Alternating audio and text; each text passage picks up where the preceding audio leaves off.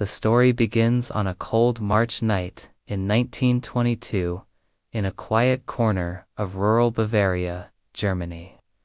Hinterkaifeck was not even a real village, just the name of a small farmstead sitting in isolation, about an hour's walk from the nearest town of Gribern.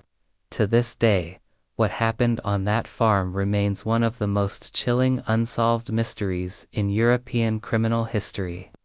A family of 6, along with their maid, would meet a fate so gruesome, so incomprehensible, that investigators struggled to piece together the motive or the killer. What makes the case even more haunting is that the murderer didn't simply kill and flee. Evidence suggests he may have lived in the house with the corpses for days, eating their food, tending their animals, and moving about undisturbed before vanishing forever. The Gruber family who lived there were not strangers in their community. Andreas Gruber, the head of the family, was 63 years old, a strict, often disliked man with a reputation for being harsh and difficult. His wife Cecilia was 72, known to be quieter but equally unwelcoming to outsiders. Living with them was their widowed daughter, Victoria Gabriel, 35 years old, who was raising her 2 children, 7-year-old Cecilia and 2-year-old Joseph. Rounding out the household was their new maid, Maria Baumgartner, who had only just arrived that very day to begin her employment. She could never have guessed her first night in the house would also be her last. The Gruber farm was already the subject of local gossip before the killings. People whispered about the strange relationship between Andreas and his daughter Victoria. Rumors of incest circulated, and it was known that Andreas had even served time in prison for it.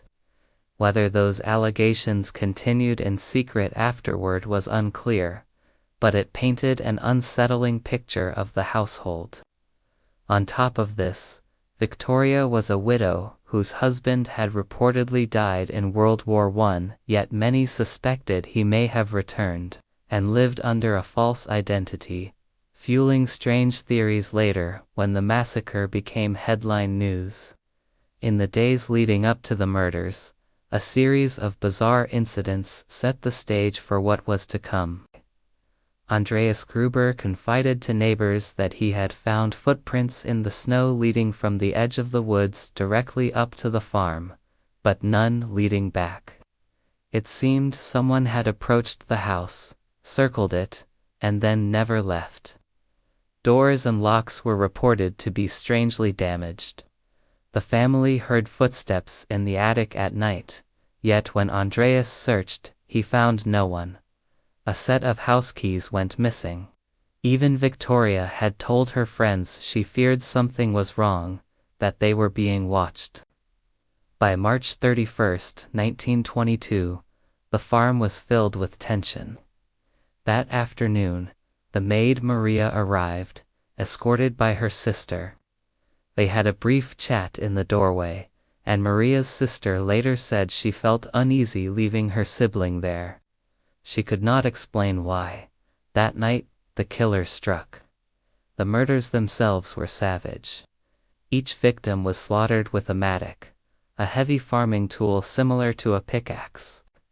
Based on the investigation, the killer lured or drove the victims one by one into the barn, where Andreas, his wife Cecilia, their daughter Victoria, and little Cecilia the granddaughter were killed. Young Cecilia, only 7 years old, had clumps of her own hair torn out, suggesting she remained alive long enough to witness the horror and die in terror. The bodies were stacked and partially covered with hay. Inside the house, 2-year-old Joseph was murdered in his crib, and the maid Maria was killed in her bed, still wearing her work clothes from her first and last day. What followed was stranger still. The killer did not flee immediately. Neighbors reported that for several days after the family was last seen, Smoke rose from the chimney of the farmhouse. The farm animals were fed and cared for, the cows milked, and the dog let loose. Bread and meat were eaten from the kitchen, yet no one answered the door when neighbors visited. Finally, days later, concerned villagers went inside and uncovered the carnage. The crime scene baffled investigators. The brutality was shocking, but the eerie calm of the farm afterward suggested someone had deliberately stayed there. Was it to hide, to stage the scene, or simply because the killer felt at home? Over 100 suspects were eventually questioned, ranging from neighbors to soldiers to wandering vagrants. No one was ever charged. The theories that emerged were numerous and disturbing. Some believed it was a family member. Others thought it was a disgruntled lover, perhaps someone angry at Victoria. Another theory suggested robbery, but valuables remained untouched. Many suspected it was someone close to the farm, because the layout of the barns and buildings meant the killer seemed to know exactly where to go. The incest rumors and Victoria's troubled relationships fueled gossip that perhaps the father of her child Joseph had played a role. The fact that Joseph's paternity was disputed added to the mystery. Some said he was the son of Victoria's late husband. Others whispered he was the product of her father's abuse. A local man named Lorenz Schlittenbauer, once romantically linked to Victoria, even confessed he might be Joseph's father. He was investigated thoroughly, but nothing could be proven. The crime drew massive attention. Newspapers across Germany and beyond reported on it, amplifying the rumors and spreading fear. The idea that the murderer could have been a neighbor, a family member, or even a stranger lurking in the attic captured public imagination. The fact that police could not solve it, despite interviewing over 100 suspects and reinvestigating years later, only deepened the mystery. Some even believed the killer's identity was known but covered up due to the scandal it would cause. But at the core of the tragedy lay 6 brutal deaths, cut down in a place meant to be safe. The farmstead, surrounded by quiet woods and fields, became a symbol of terror. To this day, people ask how someone could kill, then calmly live among the corpses as if nothing had happened. That single detail makes the Hinterkaifeck case one of the most haunting in true crime history. When the villagers entered the Gruber farmhouse after days of silence, the horror they uncovered was almost beyond words. The barn was dark and cold, but as they lifted the hay, they saw Andreas, his wife, his daughter, and his granddaughter lying together, battered beyond recognition.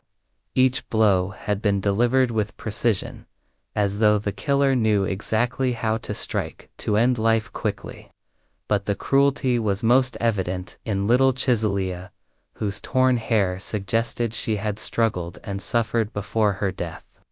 Inside, the scene was just as chilling. 2-year-old Joseph was found lifeless in his crib, covered with one of his mother's skirts. The new maid Maria lay on her bed, her skull crushed. Her luggage was still beside her, barely unpacked. It was as if she had walked into a nightmare she did not belong to. Yet what stood out most was not only the murders but what followed. The kitchen stove had been used. The bread box was missing loaves. The animals were tended as though life went on as normal.